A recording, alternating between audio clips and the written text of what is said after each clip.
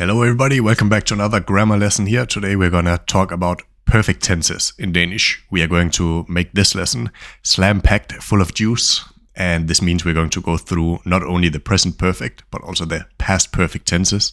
Since they follow roughly the same rules, we can do them both in one lesson. And yeah, what we are going to learn here is how to form the past and the present perfect. We're going to look at both regular and also irregular verb examples. And we're going to improve pronunciation. Actually this lesson shouldn't be that difficult for you English speakers out there, since it's almost following the same rules as in English, but let's dive in. So first off, the present tense. In order to form it, we first have a subject. Could be anything, could be an object, could be a pronoun, any kind of subject in the sentence. We have here our modal or auxiliary verb har. At have, it comes from to have. And then we have the past participle, which is the verb stem plus t or et in regular form. And how does this look in practice? Jeg har læst. I have read. We see jeg, I, the subject. Har, have, or the auxiliary verb. And then we have læse, which is to read, and now with the T at the end of the verb stem. So another example here, just to make sure that you see it follows the same rules with the ET endings. Hun har badet. She has bathed. Okay. Now that is with har. There is another example, usually with movement-related sentences, where we can use instead of har. Let's look at some examples here. We start off the same way with the subject. Then we have as the auxiliary verbs, which means to be. And again, we have the past participle verb stem plus t and et. So this could be jeg kommet, I have come. Or another example, hun rejst, she has traveled. Or she has left. So there's a little bit learning by heart where you use what, but it's the same sentence structure in any case. Now, so this was the present perfect tense. Now we go on to the past perfect tense. We follow the same structure that we have a subject, could be all kinds of subjects. Then we have then an auxiliary verb. This time it's not har, but it's havde. So instead of has, it's had, like in English. And then again, we have the same past participle, which is the verb stem plus t or et. So again, very simple. It's the same in the present perfect and the past perfect, essentially. Looks like this in practice. Jeg havde læst. I had read. Hun havde badet. She had bathed. And again, we have another version here, which is the auxiliary verb var. So again, we have a subject. We just have var as an auxiliary verb. Here it says havde. It's a mistake, of course. It should be var. And then the verb stem plus t or et. For example, jeg var kommet. I had come. Hun var rejst. She had left or she had traveled. In order to look at it at the blackboard here for the present perfect, you can see here, very simple. It doesn't matter which person it is, or if it's plural, or if it's singular.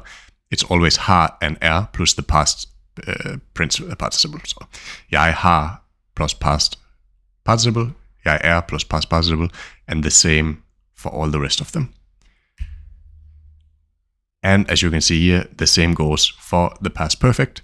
So, very straightforward. You don't need to think too much about this. It's just jeg havde plus past participle, or jeg var plus past participle.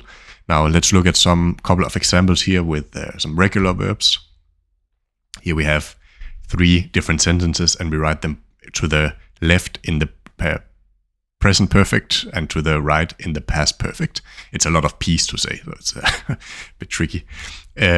So regular examples here. Jeg har spist. I have eaten. Jeg har undervist. I have taught. Du har løbet. You have run. Here we could also say du løbet. You have run. And then we have here the past version. Jeg havde spist. I had eaten. Jeg havde undervist. I had taught. Jeg havde løbet. I had run. As you see here, some of the verbs are ending in T, some in ET. It's again a little bit learning by heart, again, which ones to use. So let's take another bunch of examples here just to make sure everything is understood. Jeg har været hjemme. I have been home. Jeg har studeret. I have studied. Jeg har svømmet. I have swum. And again in the past. Jeg havde været hjemme. I had been home. Jeg havde studeret. I had studied. Jeg havde svømmet. I had swum.